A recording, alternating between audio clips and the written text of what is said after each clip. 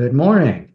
Welcome to Vision in Action Live. We have a presentation today on point solutions, and we have a discussion with a guest, Shari Rash, financial advisor at Greenway Wealth Advisory. Welcome, Ms. Rash, to Vision in Action. I'm Jim Boswell, your host and author of Lifelong Fulfillment, Take Charge of Your Life. As I said, today's presentation is on point solutions and how they integrate with the lifelong fulfillment process leading on toward fulfilling lifestyles. Let's see just how that works. So by definition, we at Lifelong Fulfillment call certain solutions out there that are focused on individual subject point solutions. These are point solutions in psychology, in habits, in finance, which we will talk about a little later, that actually focus on that one particular discipline. It addresses interests and questions we're going to have as we begin to grow our plan, our fulfilling lifestyle, and to acquire these skill sets that are important to the results that we seek. When you're looking at a point solution, what we're trying to find are people that come from an authoritative, factual, and trustworthy standpoint. Because we don't want to do the research and work that they've done. We want to glean the essence of what they've done so that we can apply it to our own lifestyles. And you will find these in books, research papers, databases, statistics, and amongst experts. So podcasts are really good, and most experts these days podcast. So there's multiple ways to get the information you're going to need. Furthermore, the point solution, just to remind you, is about the what and why of a particular subject, say personality profiles or dealing with habits. It's not the A to Z about how that gets done, how it integrates into everything else you're doing, what your priorities are, how you get it accomplished and measured, and how it adapts to inevitable change, which is going to happen. So let's look a little further. This graph is designed to give you, or this table is designed to give you some kind of a feeling for how all this works. So lifelong fulfillment across the top is the all-inclusive process, of which point solutions are a part. They're in the left two columns. So you're going to be looking for point solutions in everything from archaeology down to science and religion, maybe music, math, law, history, whatever suits your particular lifestyle. And you're hoping that those points solutions are authoritative, factual, and trustworthy, as we mentioned previously. And there are the places that you get them in: books, research paper, databases, etc. So what that delivers, in other words, what's in it for us individuals, is we improve our self-knowledge. We improve our resources that we can bring to bear. We learn to deal with constraints and restrictions like finances. We learn to deal with timelines and overall lifestyle planning. And we can set now planning actions, objectives and tactics. We can accommodate feedback, integration, realignment, and continuous improvement. So it's all of a group. So we focus on providing and making sure that you understand where these point solutions are and how to get started using them. So let's take a look at an example. Let's say you want to learn something about worldwide economic development and you know nothing. Well, what we're going to look for is, again, back to books, data, analyses, and experts. We're looking for those that are credentialed, those that are published, and those authoritative sources that have awards and recognition. And what we're looking for is probably more than one source for any one subject, because we're looking for where they wind up in agreement. Not everybody agrees in every discipline, and what you want to look for is a little bit of consensus before you accept that into your life plan. And if you don't know anything about how to do online research, we recommend you look at brilliant.org as a starting point to learn to do it. So I went online and looked at worldwide economics. And on page one of my browser, I have 8 groupings of data that goes everywhere from the International Monetary Fund, all the way to a book called Factfulness by Hans Rowling, and lists an additional set of resources up to 20 pages of books on Amazon, 78 books, and 25 audio books in the Southern California library system via ebooks. A huge amount of information. Now, at this point, you don't know what you want to do. So you're going to have, these are raw data, and you're going to have to learn to deal with raw data and learn to work with it. Let's look at the next page. So nonfiction books generally, particularly from my perspective, are a source of first resort. And it's nice to supplement those to stay current with professional periodicals at the leading edge of research. Books and other sources that conform to the rules of evidence, statistics, scientific method to define their truth and trustworthiness are the best to rely on. And obscurity doesn't really inhibit, because many publications in academia and elsewhere are going to be obscure to you, but oddly enough, on internet searches, you will find them. So don't be shy to use that, particularly as those are going to be more current. Governments, nonprofits, institutions, all may be accessible data troves for your research. And actually, nonfiction ages pretty well, but look for currency. We've described to you the half-life of facts. You know that it's fairly short, so you know if you want the current wisdom, you're going to have to get something somewhat current. And here's a few examples of books where you might start. Myth, Lies, and Downright Stupidity by John Stossel. Physics for Future Presidents by Mr. Richard Muller. The Power of Habit, Why We Do What We Do by Charles Duhigg. And Range. All of these are starting points. They're not total solutions in any one discipline, but it's a good way to start. And all of these are listed on the website lifelongfulfillment.com. You can go directly there, and podcast versions of many of these are also available. So in a few minutes of just doing this example research, we've shown you how to connect with research information. You don't have to go to the library anymore and go through a card catalog and keep 3x5 cards to get the job done. Hallelujah for that. Incredible resources for data and analyses from dependable resources are available to you.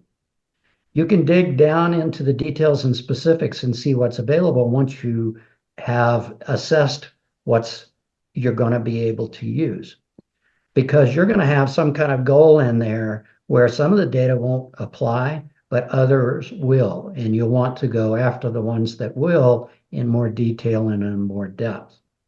You'll want to consult an expert or a practitioner if that's available for advice, steerage, or referrals. And you're going to be doing reading and research now with information that you can trust, and you'll be able to do this with a lot of confidence. So you use this process repeatedly in lifestyle planning. So once you've mastered it and learned how to not be fearful about doing original research, reading books, marrying up authorities' information and looking for some consensus, then you're going to be in a powerful position to develop in any discipline that you care to. I would like to make a comment about books.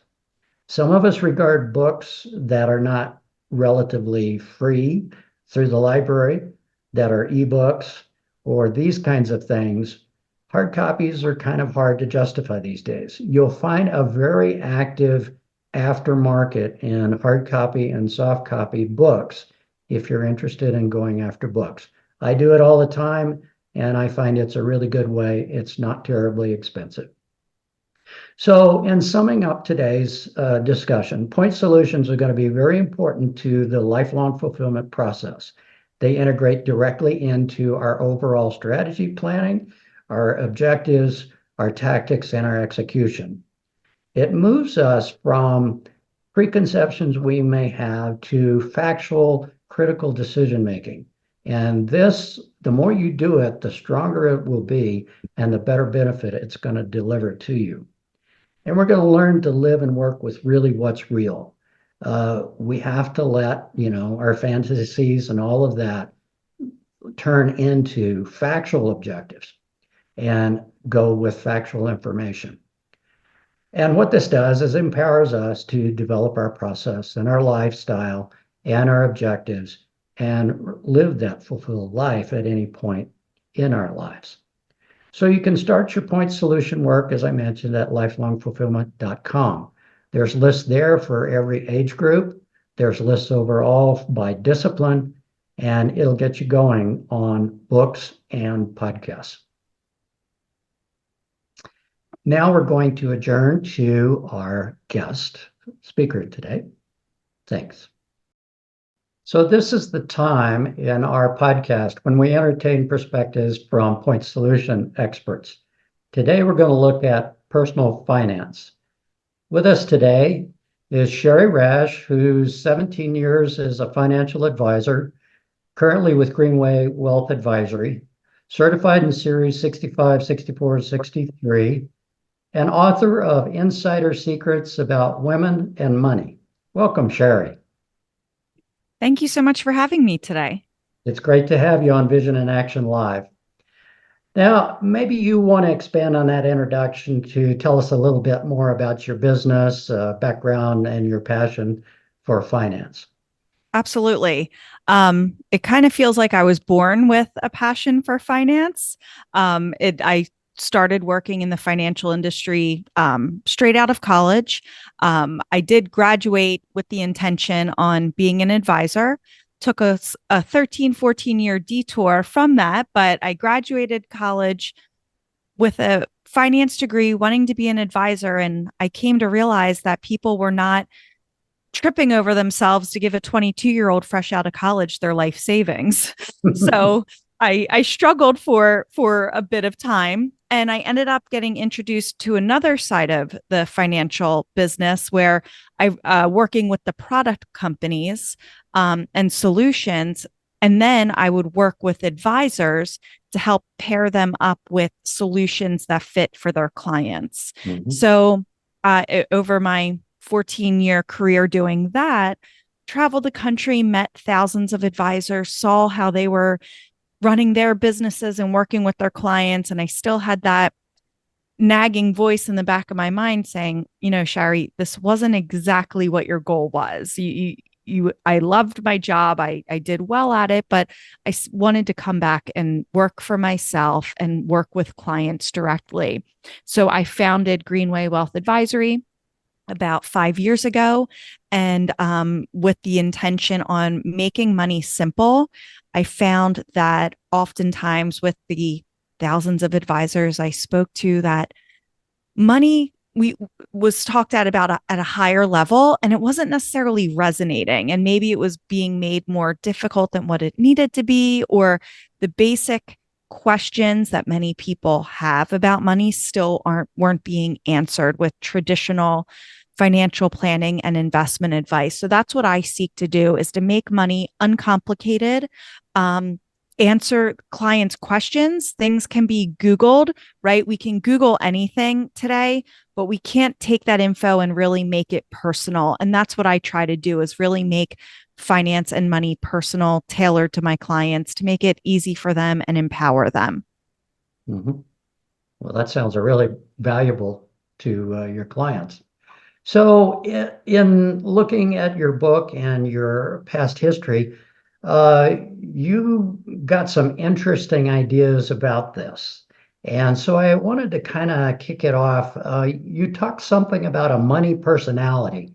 I'm real curious. What does that mean? Yes. in terms. I love talking about this. I love identifying it with my clients as I'm working with them. Everyone has a money personality. It's how, just like we all have our own personalities, right? And oftentimes today we're much more in tune of well, I'm an empath, or I feel this way. I have OCD or ADHD, and all. We can identify different aspects of our personality, but the same thing applies towards money. So generally, we have a feeling about money and a personality about money, and that goes way back to when we were children. If you think about your first money memory, or how money was talked about or not talked about in your household growing up, that really determines your money personality. So, generally speaking, and we can blend some of the personalities together, but are you a miser? Do you feel bad about money? Do you feel bad about spending money?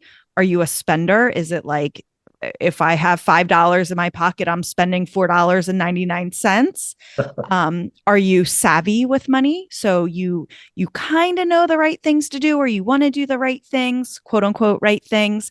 So you know enough to know enough. Or and then also, do you have feel like you can never have enough money? So those are generally the personalities, and you can be a combination of them, but understanding of, wow, I do feel like I never have enough money, or I feel like money is bad. Like if you grew up in a household where you know, you heard your parents fighting about money, or you were told, no, you can't do this because of money, you may end up creating a negative relationship with money and not even realize it. Or in other households, if money is very open and it's not taboo to talk about and it's just factual, you might have a better relationship with money. So really identifying, how do you feel about money? How does it affect you emotionally? Helps to, once we acknowledge that and accept that and understand it, that then helps us to eliminate roadblocks to achieve our goals. I see. But we do a bit of personality profilings in lifelong fulfillment, and it kind of makes some sense when you think about it in those terms. Thanks.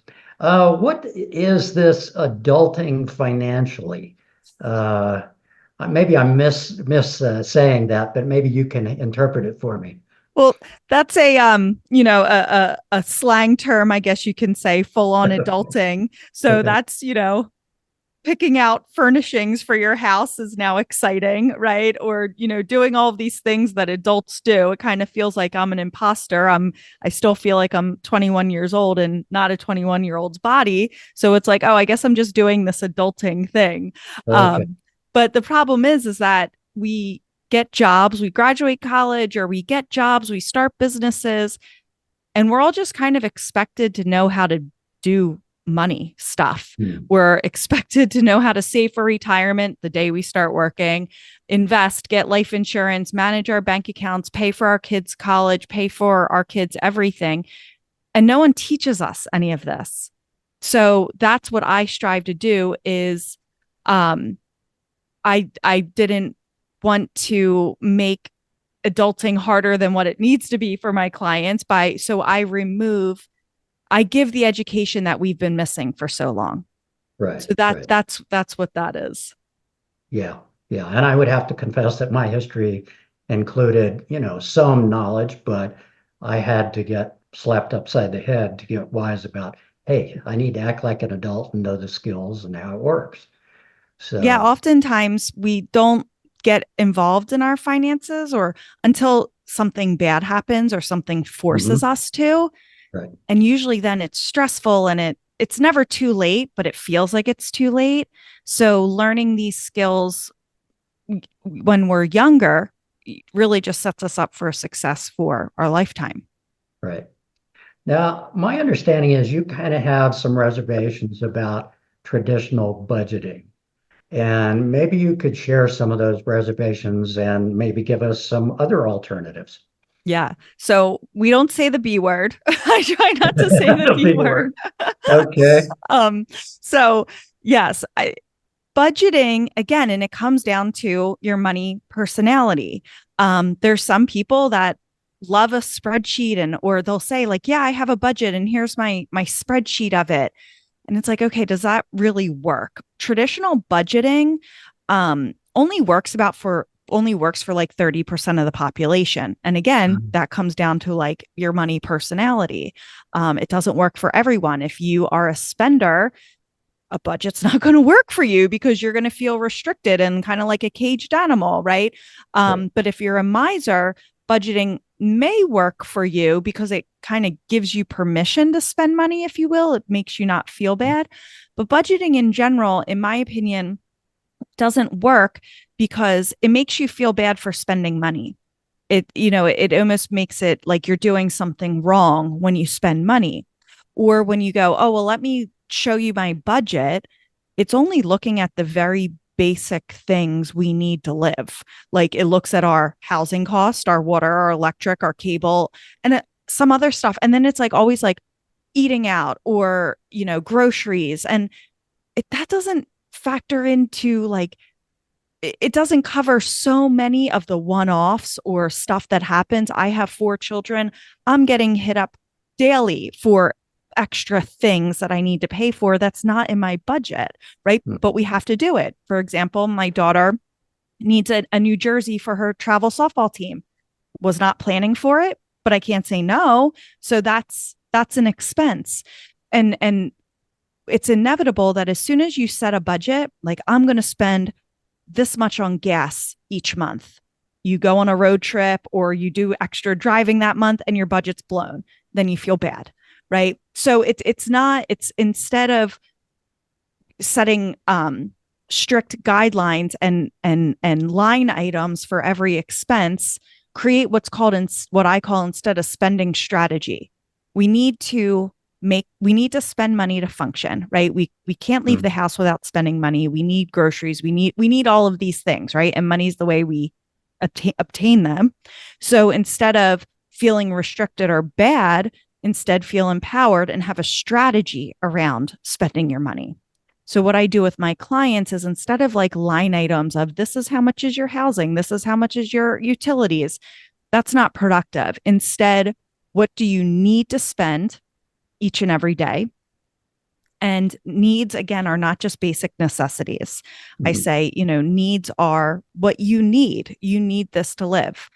In my house, we need Netflix. If we do not have Netflix, all hell is breaking loose. Excuse my language, but it's true. We need that, right? Do we need the 4 profiles? No. So like that's a difference, but we have 2, right? So only 2 kids can be on Netflix at a time, which generally works out okay, but that we need that. So that's part of our need. And so understanding what's a need and what's a want and creating a strategy based on how much income you have coming into your household and then what can be spent on needs and what can be spent on wants.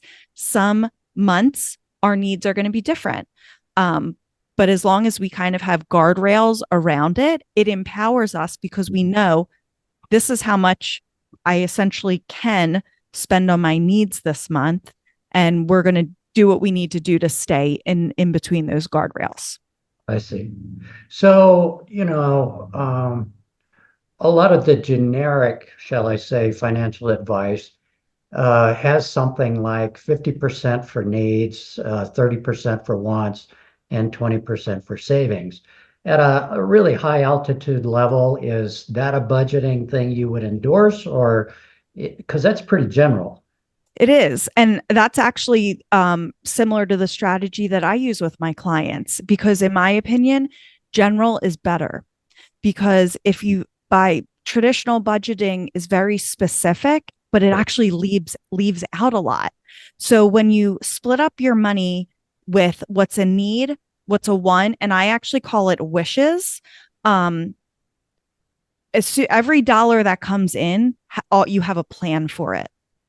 So 20 cents out of every dollar is going to wishes. So that's what I call that increases your net worth, either by saving or reducing debt.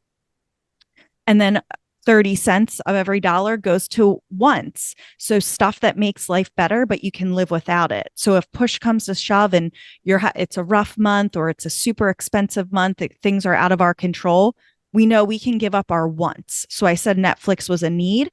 maybe Hulu's a one. Okay, we're going to give up Hulu because if that's just, we just can't afford that right now. So Right. it empowers us to decide, well, what do I really need to live? And it gives a plan for every dollar coming in so you control your money versus your money controlling you. Okay. One of the other big topics in the personal finance arena is saving enough for retirement. And I think you have expressed that those benchmarks might not be as relevant. Maybe you can share what you're thinking with our audience. Yeah. So if you can talk to five different people and they're going to give you five different numbers of what they should have in retirement or what feels right or what is enough. Everyone's enough is different.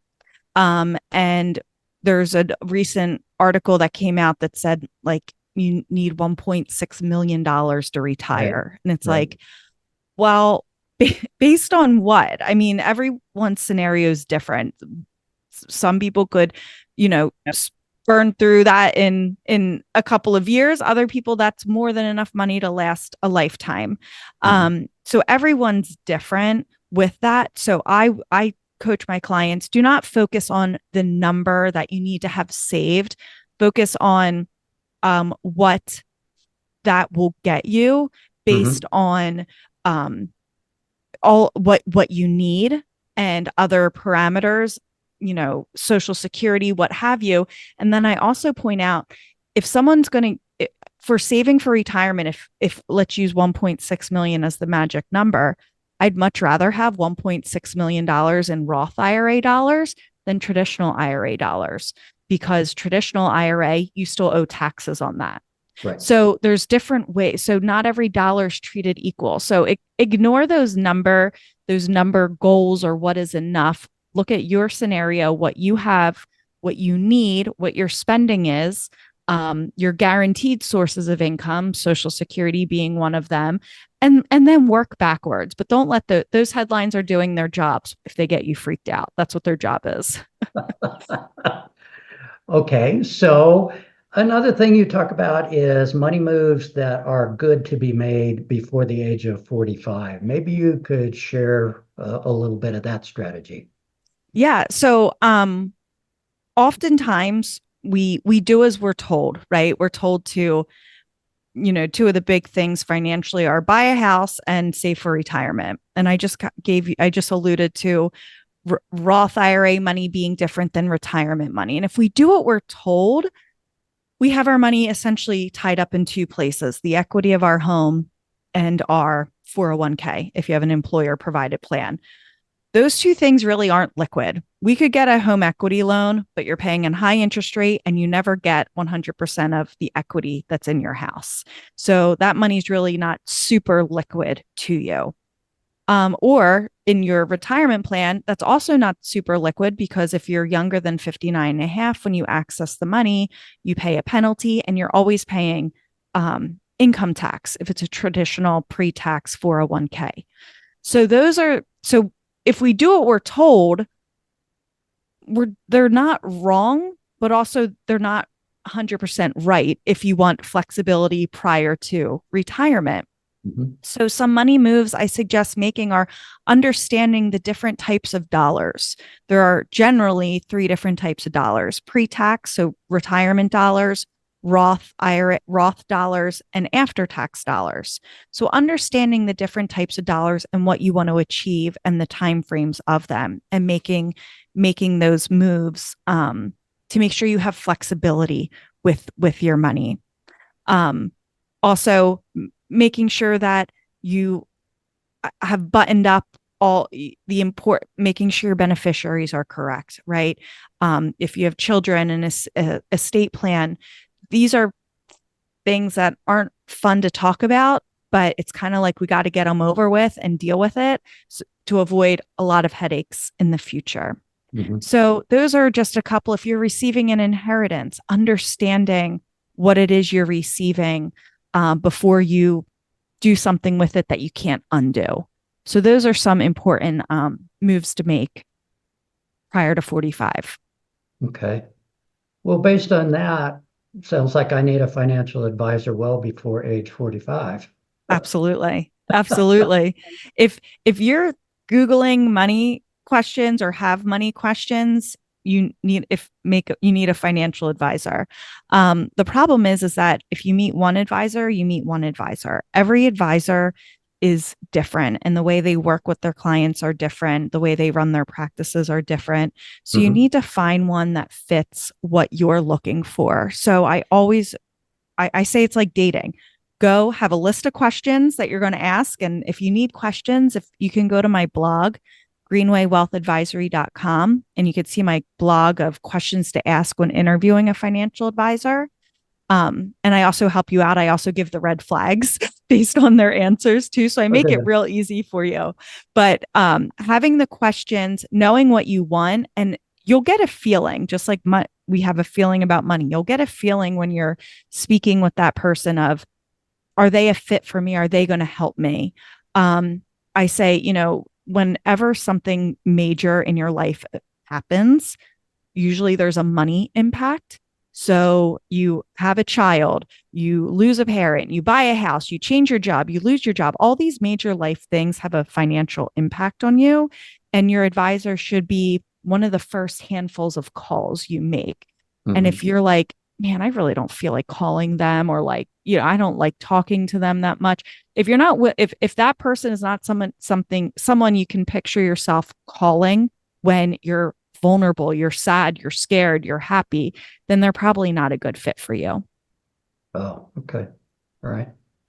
Well, I only know the traditional styles, so I never could call them. Yeah, right. Exactly.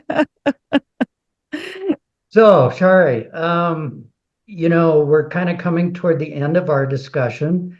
I wanted to offer you the chance to talk, if you have any impressions about how this marries up with lifelong fulfillment, which we do, and any last thoughts for our audience about, financial matters. Yeah, absolutely. You know, lifelong fulfillment. You say everyone deserves the greatest fulfillment in life and to live the life of their dreams. And I think my message and my story goes hand in hand with that, right? If you feel empowered, if you're happy, if you can do things that you've always wanted to do, that usually goes hand in hand with feeling confident and comfortable with your finances. So there's so much information out there, but lifelong fulfillment helps the reader understand who they are and what they want out of life. Mhm. So, and I think my messaging is similar. So I see so much that goes hand in hand with both of our messaging. I'm just more focused on the money aspect of it. But I think it's a great message and definitely a tool that everyone can benefit from. Well, good. Thank you. And remind us again where people that see you here on the podcast can reach out and touch you. Yeah. My website is called greenwaywealthadvisory.com. greenwaywealthadvisory.com. I have my own podcast called Money Chic. So that's everywhere you find podcasts, CHIC, which stands for confident, healthy, informed, and capable. I have a blog on my on my website as well that you can check out. I'm always refreshing content there. And then lastly, my book, Insider Secrets About Women in Money, you can also find on Amazon. Great. Well, thank you so much for joining us on Vision in Action Live today. It's been a real pleasure. We hope to see you again. Thank you for having me. It's been great. Thanks.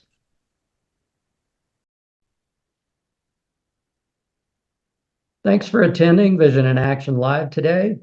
And thanks to our guest, Shari Rash. It was a very interesting discussion. Vision in Action Live podcasts are every 2 weeks, and we will announce them in advance so you can attend.